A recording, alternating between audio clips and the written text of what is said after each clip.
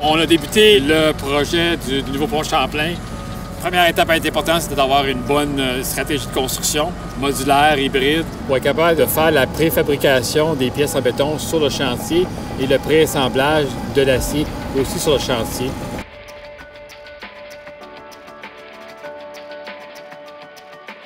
C'est développer des grandes jetées temporaires dans le fleuve qui sont devenues des aires de travail pour faire la préfabrication et le préassemblage.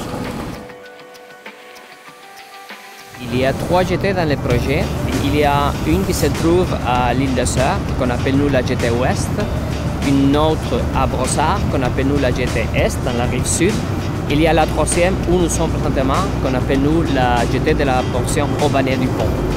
Ici, il n'y a pas un accès routier de grande capacité, donc la construction du jetée de 350 000 tonnes n'était pas faisable par d'autres moyens que l'accès maritime. À l'île de Sœur, on a travaillé très proche des résidences et dans un milieu urbain.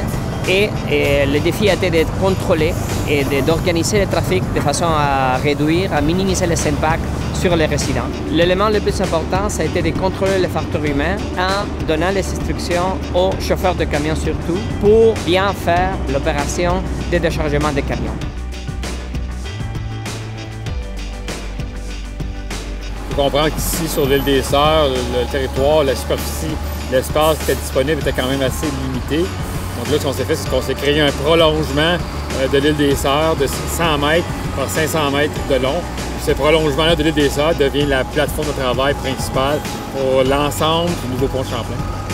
C'est aussi essentiellement un endroit où on peut venir amarrer toutes les barges et les remorqueurs qui vont servir à travailler sur le fleuve.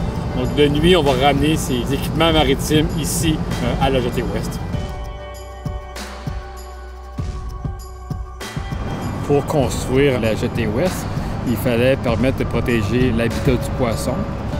Donc, il a fallu créer des passes migratoires à 3 endroits séparés. Essentiellement, ça va leur permettre au printemps de remonter le fleuve Saint-Laurent et d'aller frayer. Donc, ce que j'aime, c'est l'interaction avec tous, avec les concepteurs, avec les clients, les ouvriers, avec les surintendants, avec tout le monde. Pour moi, le plus gros défi de mon rôle, c'est que les circonstances changent à chaque jour. Ça prend beaucoup d'interaction, de communication, et moi, j'aime ça. Et on est très satisfait de ce qu'on a fait jusqu'à date. On est exactement où on voulait être. À tous les niveaux, il y a une grande fierté de livrer un projet qui va vraiment changer la trame urbaine ici à Montréal.